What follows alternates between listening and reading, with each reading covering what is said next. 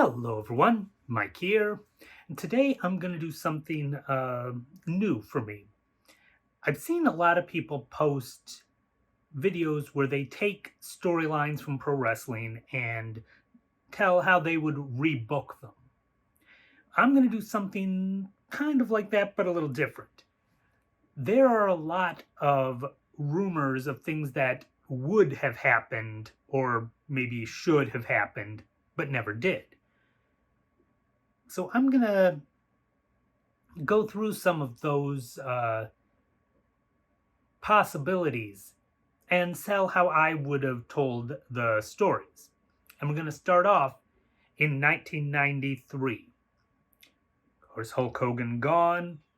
Vince is looking for a new star in the WWF. Now, of course, he ended up going with Lex Luger, which, let's face it, didn't exactly work out too well. I think there was partially Luger just not up to the task, but not entirely his fault. But that's not what we're looking at today. Because another rumored choice that Vince considered was Crush. So I am going to book Crush as the top star in 1993 and see if I can make it viable. So we're going to start going into King of the Ring. Crush qualifies for King of the Ring, along with, everything else about the King of the Ring tournament being mostly the same. I'm going to put Crush into the Mr. Perfect spot, although not against Mr. Hughes, because Mr. Hughes is being built up for The Undertaker. Actually, speaking of, storylines that never actually happened, Undertaker versus Mr. Hughes. Started building it and it never ended up happening. But Mr. Hughes needs to stay strong, and I want Crush to have a good victory in the first round of the tournament. So Hughes is out, and we're going to replace him with the white Mr. Hughes, IRS, which I think fits because he can afford a loss, but he's also just coming off a tag team title run, so he's not exactly a jobber. So Crush manages to get through IRS in the first round. In the second round, he's up against Bret Hart. This, I think, is a really good spot here because Bret is the type who can easily make anybody look good, so he and Crush would be able to have a good match. Actually, when Crush was greener in Demolition, he and Bret had, a decent little run during their SummerSlam 90 tag match. Another thing there is Bret can play a heel well when put into a face versus face situation. So Bret makes Crush look good. Crush gets the victory, moves on to the finals where he takes on Bam Bam Bigelow. Here we get a decent little match. Nothing too long. Neither of them are heavy in stamina.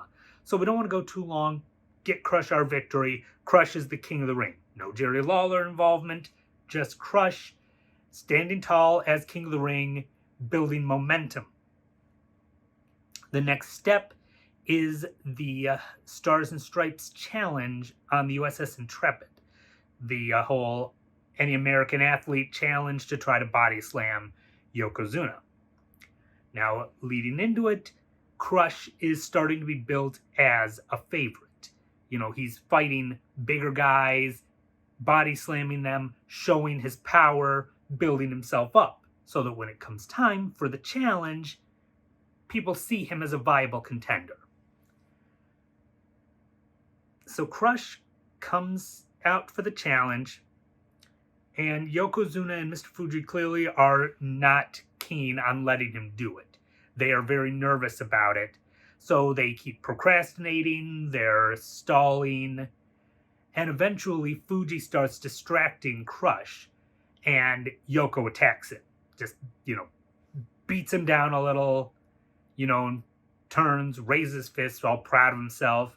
As he turns back around, Crush makes it back to his feet, hits the body slam, and the fans go wild. Yokozuna has been body slammed. Crush builds more momentum moving forward. Now here's where we're gonna make sure to deviate from the Lex Luger path. We are not putting Crush on a bus and having him travel around for a month and a half. No, Crush is going to be in the ring, dominating people, getting squash matches against jobbers, taking on some good mid to upper mid-card wrestlers, getting victories, building himself up going into the match with Yokozuna. Not just wandering around, posing and, shaking hands, waving to everybody. No, he's in the ring, proving himself, building up momentum for SummerSlam. So SummerSlam, we get Crush versus Yokozuna. It's a, back and forth match, not overly long, because Crush isn't known for like huge amounts of stamina, but he's not, bad. I don't want to come off like I'm saying he has like nothing. But Yokozuna, on the other hand, as anyone who's seen that SummerSlam match, he got winded quick. So we don't want to take too long in this, but a little back and forth match, and things are looking like Crush has this one. Then Fuji comes in. Actually, I think Cornette would probably be a little bit quicker. Cornette's going to come in, hit Crush, get the disqualification. Now, of course, we still have this is his only shot. If he doesn't win, he doesn't get another shot. So Cornette has basically just screwed Crush out of ever getting a chance at that title again. Now, he's not going to again, and I'm going to say this a lot, he's not going to go the Luger path where, they have the balloons and the confetti and everyone's celebrating. No, I won, but I'm not the champion. Yay! No. Crush is mad. He goes after Yokozuna, beats him down, puts him in the head vice. And a little like they did with Bret Hart in that same show, we got officials running out here struggling to get Crush off of Yokozuna. Eventually they manage to pry him off, and, the show ends with Crush just angry and determined. This builds him up a lot better than it did for Luger. So we start building where Crush, he wants another shot, but he can't have it because of the way the contract works. But he won't leave Yokozuna alone. He keeps, talking in promos and such, I'm coming for you, Yokozuna. You can't hide from me forever. You have to give me a chance eventually. Yoko wants no part of it. After what Crush did to him at the end of SummerSlam, he wants no part of it. At the same time, we got Ludwig Borga coming in, and he's starting to go after Crush as well. This brings us to the Survivor Series, which is booked as Crush, Tatanka, and the Steiner brothers against Yokozuna, Ludwig Borga, and the Quebecers. We keep the whole Ludwig Borga and Yokozuna taking out Tatanka, eliminating him from the Survivor Series. But instead of having Crush take out Pierre, we're going to have Crush bring up the fact that he knows why they did it. They were afraid of Tatanka. They're afraid of their team. They're cowards and they wanted to take them out. But he doesn't want that. He wants them to be at full strength at Survivor Series so that when his team wins, he demoralizes them at their full strength. They bring The Undertaker in and we get our match. But no Pierre taken out and replaced by, Crush. So during the Survivor Series, Yokozuna is avoiding Crush at all costs. He wants nothing to do with him. Then he starts interacting with The Undertaker and realizes, crap, I don't want anything to do with this guy either. So we do get Yokozuna and The Undertaker in their double countout, gets them out, gets Yokozuna something to do for a short time. Throughout the match, we haven't gotten too much from Crush or Borga because I want them as our two final survivors from each team to have a decent amount of interaction with just the two of them before Crush finally gets the win, eliminating Borga, getting the big victory at the Survivor Series. No Santa Claus coming out, and, with snow falling, because we want to take Crush seriously. And let's face it, with that outfit, which I love the colors, but it's going to be harder to take him seriously. We need him to keep this determined attitude. Which starts bringing us towards the Rumble. Now, during all these months since SummerSlam, everybody has been pressuring Cornette over the way he got out of the match at SummerSlam, the whole no rematch clause. So eventually Cornette's finally like, okay, you know what? Fine. I will give him, you give him a qualifying match for the Rumble against two men of my choosing. If he wins, then he can be in the Rumble and fight for another title shot. They announced the match will be in 2 weeks on Raw. And it's, of course, it's Tenryu and the Great Kabuki. But unlike what the WWE was always doing when they brought in people from Japan in those days, we're actually going to build these guys up. We're going to spend that extra week developing Tenryu and Kabuki as a threat. And the thing is, everyone knows Crush is going to win. But a story can be predictable and still be good as long as it's told well. So, we spend some time building these two up, making them seem important. That brings us to the qualifying match. And this is not going to be Crush just dominating the two of them. Because, as we've seen from Roman Reigns, you try to force this guy to be super strong and unbeatable, fans are going to reject it. So, it's very back and forth. Crush is putting up a good fight, but he is against two guys. And he's having trouble. Well, finally, though, he does start to get things going his way, and it's looking like he's finally going to do it. Ludwig Borga starts making his way to the ring. But before he can get there, he's hit from behind by a returning Tatanka, who basically chases him off. This gets them going in their storyline, which of course would never get anywhere because Borga gets injured, but we're building towards it. This gives a bit of a distraction, allowing Crush to take Tenryu out of the ring and then finish off Kabuki to get the victory and qualify for the Rumble. Now at the Royal Rumble himself, the first thing here is, of course, Yokozuna gets his victory over The Undertaker. Undertaker sails off into the heavens under the guise of Marty Jannetty. And we get to the Rumble match itself. Now, number 19 is Diesel. And Diesel's going to do what he did in the 94 Rumble. He's going to go in there, he's going to start dominating. Throwing person out, person out, person out. But later in the Rumble than he did in the original. Finally, at number 24, here comes Crush. And the two of them are just going at it. Power Man versus Power Man. And, more people coming in, spreading things out. Both of them looking good.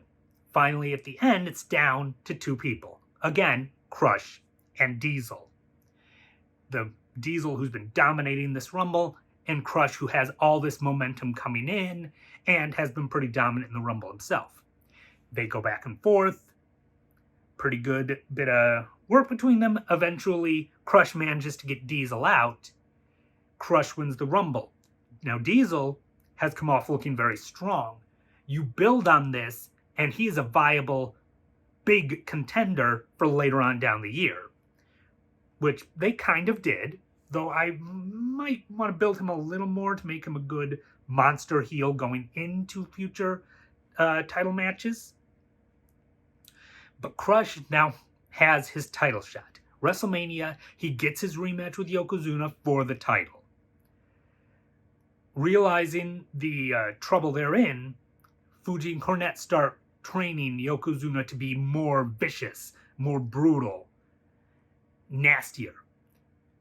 A little while before WrestleMania, Yoko attacks Crush. He beats him down, hits him with like 3 or 4 bonsai drops. Crush is now going into WrestleMania badly injured. But we're going a little difference here from, in this case, the 1995 Diesel, who, when he was going in with injuries, would be sitting there all, well, I don't know, I'm going to do my best. It's going to be hard. No. Crush is going to come out there talking about how he doesn't care if he's not at 100%. He's going to be at WrestleMania, and 100% or not, he's going to beat the living crap out of Yokozuna and take that title. finally we get to WrestleMania. Crush is not as dominant as he was in the first match of SummerSlam because he's injured. But he's still putting up a good fight. Eventually, Yoko gets him down for the bonsai drop. He climbs up, goes for the drop, misses. Crush gets out of the way. Both men are down. They both slowly make it to their feet, and Crush manages to hit the body slam again. But he's not just, like, oh, yeah, I did it. No, he immediately goes back down because he's hurt and he just lifted a 600-pound guy, and slammed him down. He's even more hurt now. Again, both men are down. They slowly start getting up. Yoko charges at him. Crush moves. Yoko hits the turnbuckle. Crush now behind him, applies the head vice. Fuji and Cornette try to interfere, but as they did at WrestleMania 10, we have a special referee. The referee is not doing the Mr. Perfect thing. No, this referee isn't taking any crap. He takes both of them down himself. And Yoko fights for a little bit, but eventually submits. Yoko's down. Crush wins. He holds up the WWF Championship. Now we get the confetti and the balloons and all the wrestlers coming in to celebrate with him. We get his awesome theme song playing to close out WrestleMania as the wrestlers hold him up. The new top star and WWF champion, Crush. And then, of course, we've already built to his first feud with Diesel.